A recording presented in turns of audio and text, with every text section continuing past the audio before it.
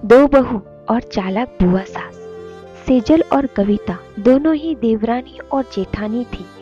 सेजल नौकरी करती थी और कविता घर संभालती थी। उनका परिवार बहुत बड़ा था। सास, ससुर और उन दोनों के बच्चे, कुल मिलाकर घर में 10 लोग थे।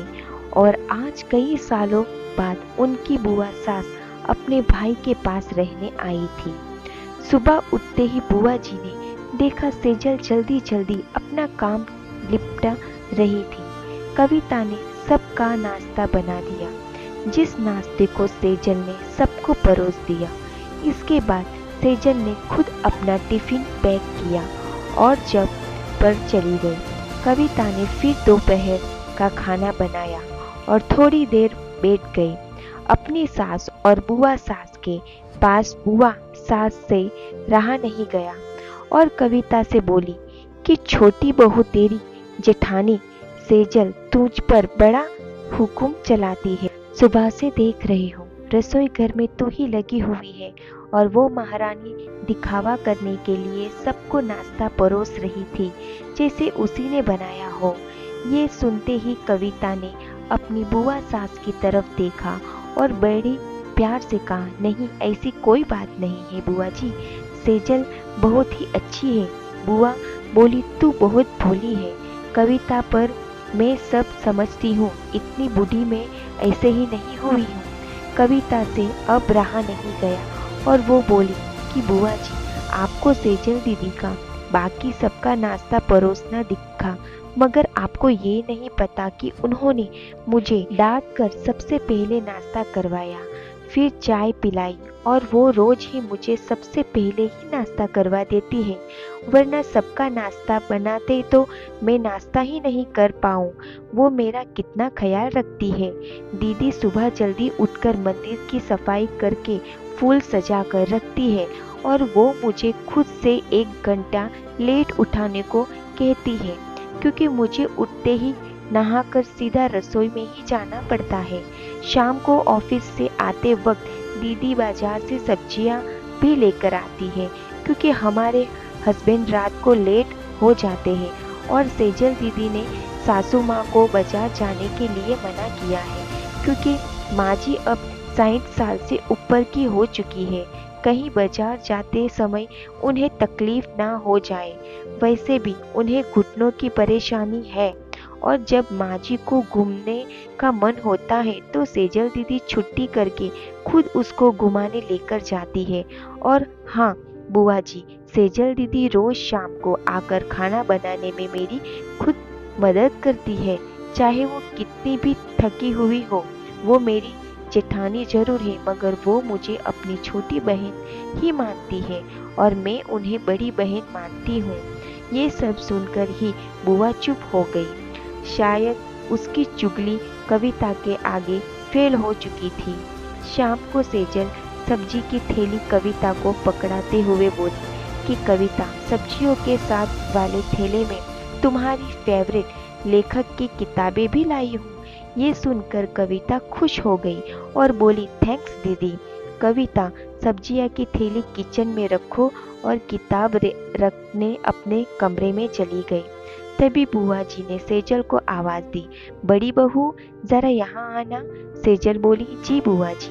तभी बुआ बोली कि तुम इतनी मेहनत करके कमाती हो और ऐसे ही फालतू किताबें खरीद कर पैसे क्यों बर्बाद कर रही हो, वो भी अपनी देवरानी के लिए। वो तो वैसे भी घर में करती ही क्या है, तुम दिन भर मेहनत करती हो और वो घर पर आराम करती है। इस बात पर सेजल मुस्कुराई और बोली, क्या बुआ जी आराम? और कविता, उसे तो कह कह कर आराम करवाना पड़ता है। सुबह से बेचारी लगी रहती है किचन में। सबकी अलग अलग पसंद, मेरे और उसके मिलाकर 4 बच्चों की टिफिन सब वही करती है। फिर भी उसके चेहरे पर हमेशा एक सुंदर सी मुस्कुराहट ही रहती है। सुबह की चाय पीने का भी समय नहीं रहता उसे, और जब दोपहर बच्चे आते हैं फिर उनका खाना, उसकी पढ़ाई सब वही देखती है। वो है, इसीलिए मुझे बच्चों की चिंता भी नहीं रहती और मैं अपना पूरा ध्यान ऑफिस में लगा पाती हूँ। कुछ दिनों पहले ही प्रमोशन मिला है, मम्मी पापा की दवाई कब खत्म हुई और कब लाना है ये सब वो ही ध्यान रखती है। घर पर भी कभी कौन सा रिश्तेदार आते हैं उनकी सेवा भी वही करती है। और बुआ जी, घर पर रहकर घर और बच्चे संभालना कोई छोटी बात नहीं। मेहमानों की भी आवभगत कविता बिना किसी शिकायत के करती है। उसे तो बस पढ़ने का ही शौक है। फिर क्या मैं अपनी छोटी बहन की छोटी सी इच्छा भी पूरी नहीं करूंगी? अगर उसकी इच्छा मैं पूरी नहीं करूंगी तो कौन करेगा? अब तो बुआ की पूरी तरह से ही बोलती बंद हो चुकी थी। फिर सेजल भी अपने कमरे में चली गई। ये सारी बातें सेजल की सास पीछे खड़ी हुई सुन रही थी। वो बुआ के पास आकर बोली कि जीजी, ये दोनों देवरानी जेठानी जरूर है, मगर इनका प्रेम दो सगी बहनों से भी ज्यादा बढ़कर है। ये दोनों ही एक दूसरे का अधूरापन पूरा करती है। मेरे घर की मजबूत नींव है ये दोनों। पहले मैं भी एक बुरी सास थी और हमेशा ही मैं इनको लड़ने की ही सोचती थी, लेकिन इनके प्रेम के आगे मैं भी पिघल गई। और वैसे भी इनको लड़वा कर नुकसान तो हमारा ही घर का है ना, इसीलिए मैं भी इनके ही प्रेम में मिल चुकी हूँ। लेकिन ये बात सेजल और कविता की बुआ सास को समझ नहीं आई और वो मुंह घुमाकर अपने कमरे में चली गई, क्योंकि वो तो इनको लड़वाने ही आई थी।